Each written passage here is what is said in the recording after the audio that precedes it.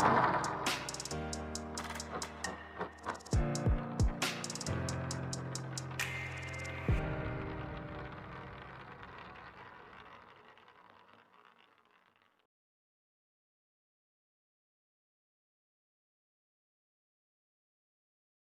students, today we are going to discuss about a wonderful element called carbon.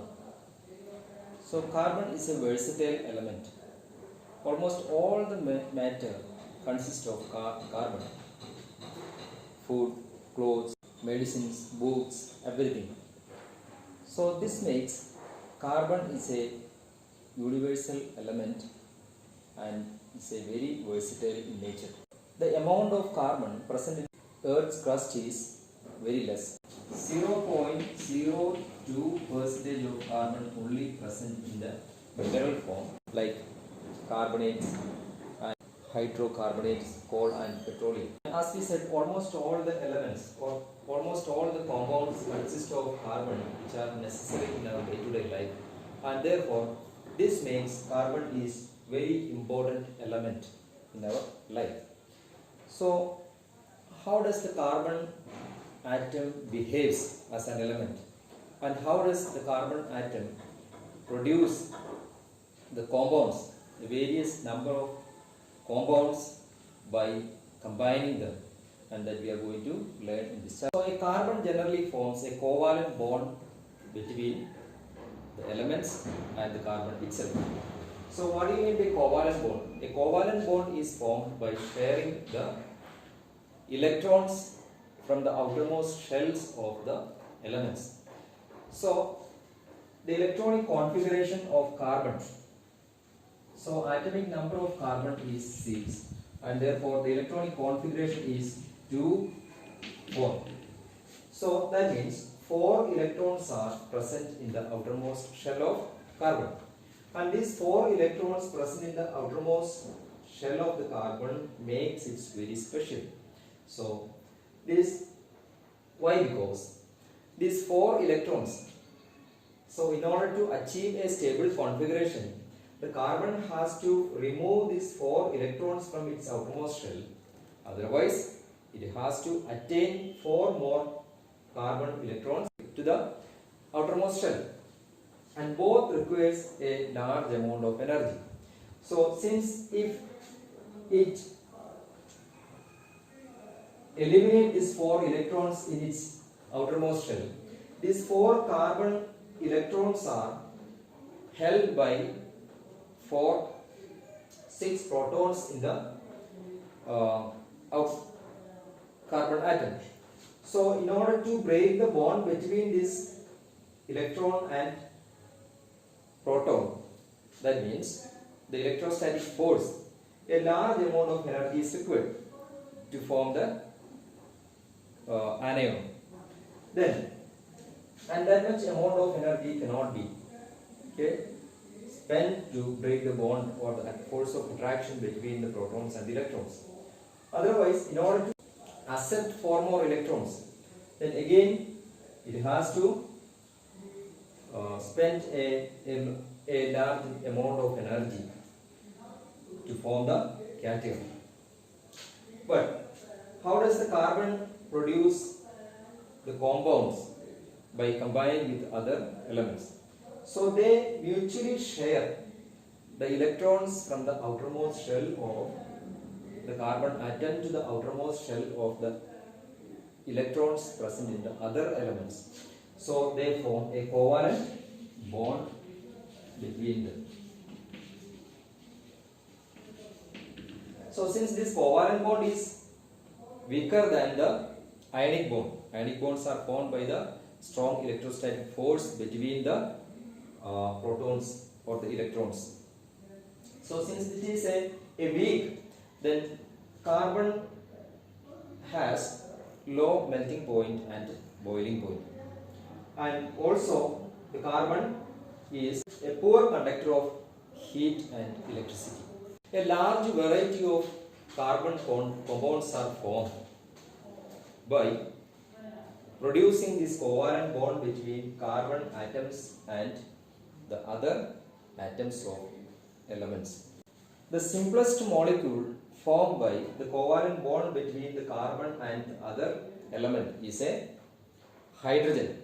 That is, methane is the simplest compound. That is, the molecular formula of methane is CH4. That means 4 hydrogen atoms combines with a single carbon atom, and this makes the structural formula of methane. 4 hydrogen atom. Okay. So carbon shares each electron to the atoms of electrons, 4 atoms of hydrogen, so that both can attain a stable configuration. So a methane is, there is a single electron from the carbon is combined or shared with, mutually shared with hydrogen. So then a single covalent bond is formed. So the covalent bond is of different types. Okay, as I know that first a single covalent bond.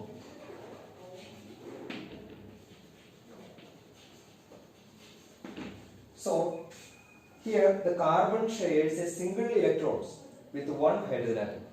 Likewise, 4 hydrogen atoms shares each electron from the carbon atom, so that the carbon and every single hydrogen atom also could attain a stable configuration. So since a single electron is shared, it is called a single covalent bond. In some other compounds, a carbon shares more than 1 electrons. Not only the carbon, if any element, for example, the case of oxygen molecule is formed. Okay, so oxygen is a diatomic molecule. 2, 6, that is the atomic electronic configuration of oxygen, and then that means a single oxygen atom consists of 4, 6 oxygen atoms in each, the outermost shell. So this each single oxygen atom requires 2 more electrons to find its stable configuration. So what we'll do, these 2 oxygen atoms, they mutually share 2 electrons from its outermost shell, so that both could attain a stable configuration.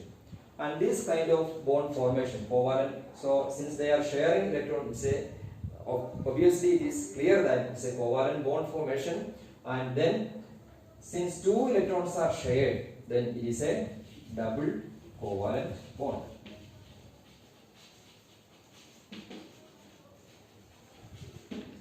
Then likewise, if 3 electrons are shared in the outermost shell of a atom of the element, then it is called triple covalent bond. For example, we can get the nitrogen. So nitrogen,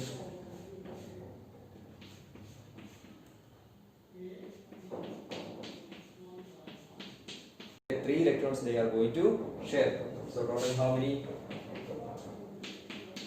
5 electrons are there in the outermost shell, and since they share these 3 electrons, so 6 plus 2 8, 6 plus 2 8, both nitrogen attain a stable configuration. So nitrogen also forms a triple covalent bond.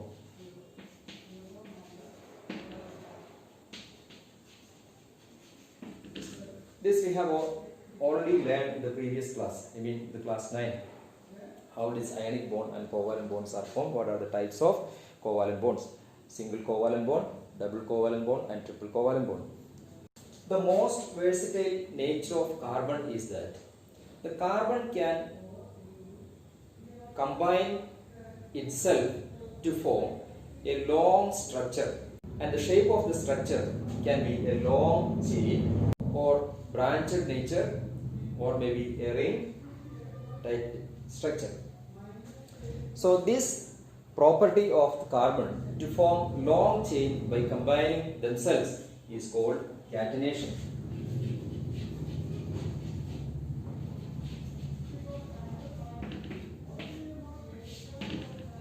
And catenation is the unique property of carbon atom.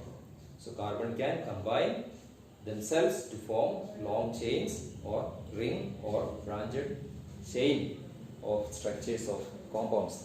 Since carbon has tetraatomic valency, each electron present in the outermost shell of carbon can combine with an electron from a number of elements, maybe a single electron from another element, and this property makes the carbon to form a various number of compounds in the nature. So, and this is called tetravalency of carbon.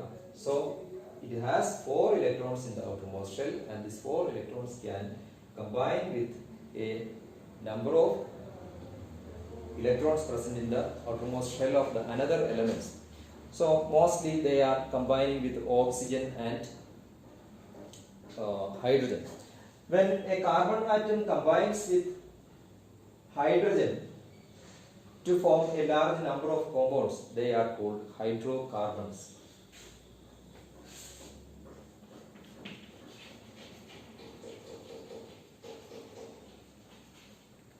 What are hydrocarbons? When carbon forms covalent bond with hydrogen, then is called hydrocarbons. A large number of variety of compounds are formed by the formation of hydrocarbons. So these are the two unique properties of carbon atoms.